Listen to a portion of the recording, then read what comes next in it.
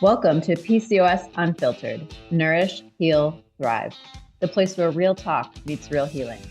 I'm Lindsie, health coach, nurse, mindful eating advocate, and fellow health warrior. Each week, we're diving deep into the truth about PCOS, from nutrition and mindful habits to emotional healing and everything in between, all without the filters, the fads, or the shame.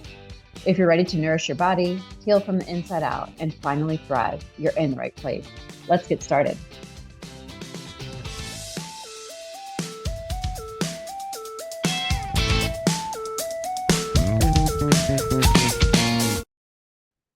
Welcome. If you are one of the women who has said something like, I feel crazy, I feel broken, nothing I do works for me anymore. First of all, you're not crazy and you're not broken. And there is a reason why things feel so off. Today, I'm kicking off a 3-part mini series to help you understand the root cause of those feelings, your hormones. This first episode is going to lay the groundwork. Who are these hormones? What do they do? And why do they matter so much when working together as a team, or as I like to call them, your hormonal symphony? So to start us off, I want you to think back to high school biology. Remember sitting there with the diagrams of the reproductive system or the endocrine system, trying to memorize words like estrogen, progesterone, insulin. Maybe you did that, but did anybody ever really explain how these things affect your day-to-day life as a woman? They probably didn't tell you why your cravings change throughout your cycle, or why you're exhausted one week and maybe full of energy the next, why your skin breaks out, your weight fluctuates, or maybe why you're crying over another insurance commercial. So that's the problem. Women are given almost no education about how their bodies actually function beyond here's how not to get pregnant and expect PMS symptoms. But hormones are not just about fertility or periods. They shape so much of how you show up in your life. And this could be physically, emotionally, mentally. And when you understand them, you can stop blaming yourself. So let's meet the players and break down the major hormones that run the show. If you like to think about, a scenario here, I like to think of them, imagine them as characters at a dinner party. Everyone has a role, and when they're balanced, the evening goes great, nice and smooth. But when one person starts maybe drinking too much or talking about politics, the whole vibe just shifts. So let's start off with estrogen. Talk about estrogen. This is like your hostess. She's in charge of keeping things flowing. She's the one making sure the music's on, the candles are lit, the mood is just right. So in other words, estrogen helps regulate your menstrual cycle, keeping your bones strong, your skin glowing, and your brain nice and sharp. But what happens when you have too much estrogen? She can get overbearing, hello, bloating, mood swings, heavy periods, breast tenderness. Too little of estrogen could lead to brain fog, hot flashes, vaginal dryness, and increased risk of osteoporosis or brittle bones. Next up is progesterone. This is the chill friend who helps everyone calm down after too many cocktails. She promotes relaxation, helps you sleep, supports a healthy pregnancy, and balances estrogen's more fiery energy. So when progesterone is low, which is common if you're not ovulating regularly, which can happen with PCOS, you might feel anxious, might have trouble sleeping, and your cycles can get just completely unpredictable. The next one is testosterone. So think of testosterone as the confident friend who brings energy, drive, and passion to the table, but knows her limits. Because yes, ladies, this is a male hormone, but we do have this male hormone in our bodies, and it does play a role in the balance of everything as well. In the right amount, testosterone helps with muscle tone, sex drive, mood, and motivation, but too much, which again, one of the markers of PCOS, she starts dominating the conversation. And this can look like acne, unwanted facial hair, maybe hair loss on your head, and cycle disruptions. Next one is insulin. So this is technically not a sex hormone, but she's always in the background refilling everyone's drinks, which means keeping blood sugar steady. This is definitely still a big one to talk about. Insulin can provide energy, and if she's overworked, thanks to too much sugar, stress, or inflammation, then she might start shouting and disrupting the party. High insulin can lead to weight gain, especially around the abdomen, fatigue, cravings, and triggers those high testosterone levels that we often see with PCOS. Cortisol. So cortisol is a stressed out friend who's maybe glued to their phone, checking their emails, worrying about deadlines, just distracted the whole time while she's at this dinner party. But she's necessary because we do need cortisol because we need that stress response in order to survive. But when she's in overdrive all the time, she throws everyone else off. So that chronically high cortisol messes with sleep, mood, blood sugar, and even thyroid function. So speaking of thyroid function, this is like the thyroid, you have thyroid hormones, particularly kind of talking here about T3, T4.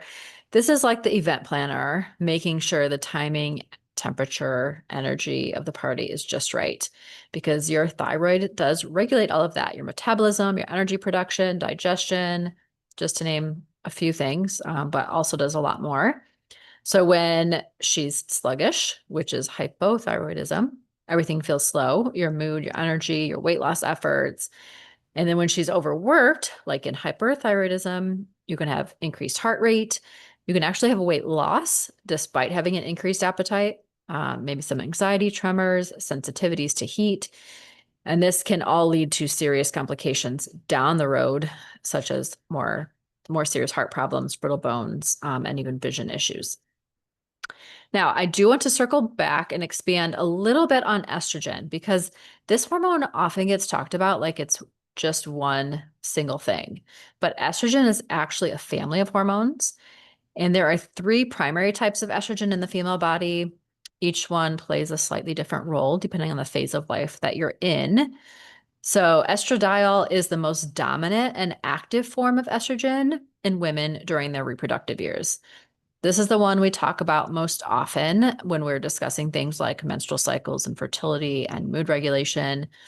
It's produced primarily by the ovaries and responsible for a lot of the classic female traits, which would be breast development, the distribution of fat, maintaining healthy bones, and keeping the vaginal tissues healthy and elastic. And when we think about PMS symptoms, maybe heavy periods or issues with ovulation, estradiol is usually the estrogen in the spotlight in a lot of those cases. It's also the one that's most sensitive to things like stress, insulin resistance, and inflammation, which is why for women with PCOS, we often see patterns of either estrogen dominance or estrogen deficiency as part of the bigger hormone puzzle. Another primary one of the estrogen family is estrone. And this is kind of like the backup singer of the estrogens. It's the primary form of estrogen after menopause, and it's produced mostly in fat tissue, not the ovaries like estradiol is. So this is why body fat can have such an impact on hormone balance in women, more so post-menopause. But estrone isn't as potent as estradiol. But it is still active, and it can convert into other types of estrogen as needed. But too much estrone, especially in combination with insulin resistance or chronic inflammation, can contribute to things like increased cancer risk, that stubborn weight gain, and metabolic issues, like I've talked about on many other episodes, like insulin resistance. So for women with PCOS who are carrying extra weight or dealing with insulin resistance, estrone can sometimes stay elevated, even if estradiol looks normal, and that can confuse the picture when it comes to symptoms. The third one to talk about is estriol, and this is the gentlest of the estrogens, and it's most abundant during pregnancy. It helps maintain the health of the uterus, supports fetal development, and keeps the vaginal and urinary tissues supple. So outside of pregnancy, estriol levels are typically quite low, But interestingly enough, estriol is sometimes used therapeutically in low doses to help with vaginal dryness, urinary issues, and even skin health in postmenopausal women because of how gentle and tissue protective it is. So why does this matter? I am telling you this because when we talk about hormone imbalances, especially in something like PCOS, it's not enough to just say, oh, your estrogen is high or your estrogen is low. We need to know which estrogen and in what context. So, for example, you might have low estradiol, which makes you feel fatigued, affects your mood, messes with ovulation, but still have higher levels of estrone because of insulin resistance or weight gain. So that's a totally different picture than someone with uniformly low estrogens across the board. And if you're perimenopausal or postmenopausal, the balance between these three types shifts again. Estrone becomes more dominant, estradiol declines, and estriol remains low unless you're pregnant or using certain therapies. So without making this more confusing, the big takeaway here is that estrogen isn't just one hormone. It's a family of hormones, and understanding the differences and how they shift over time is key to really grasping what's happening in your body. Let's now kind of shift, okay, kind of give you the background, just some basics about those top important, hormones going on that play bigger roles in our body. But let's talk about how they all work together. So now imagine this dinner party turns into a murder mystery dinner party. And everyone's input in solving the case affects if and how this mystery is solved. So, for example, if insulin is overactive, that will raise testosterone. And what does high testosterone do? It disrupts ovulation. No ovulation means low progesterone. Low progesterone leaves estrogen unchecked. And high estrogen increases inflammation and insulin resistance. So you can see how this just turns into this vicious cycle, kind of like a hormonal soap opera going on. And this is why so many women with PCOS feel like they're chasing symptoms. They might be gaining weight, but also feel exhausted. They're breaking out, but also losing hair. You might be anxious, but can't sleep. It's not just one hormone, unfortunately. It's a lot of times a chain reaction of several of them. And that's why healing has to be about the whole system and not just, taking birth control or metformin and calling it a day. I'm going to stop there. That was a lot, but remember, this is just part one of this 3-part mini series that I'm doing. So hopefully you're starting to see your body in a new light just by, maybe this is revisiting some stuff that you've learned in the past. Maybe this is completely new to you. And that's why I didn't want to go too in depth with anything.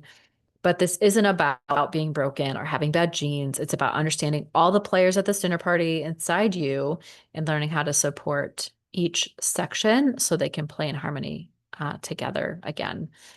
In the next episode, I'm going to talk about what happens when this dinner party turns into absolute chaos, and we'll dive into the signs of hormone imbalance, why PCOS is often misunderstood, and how these imbalances show up in your daily life.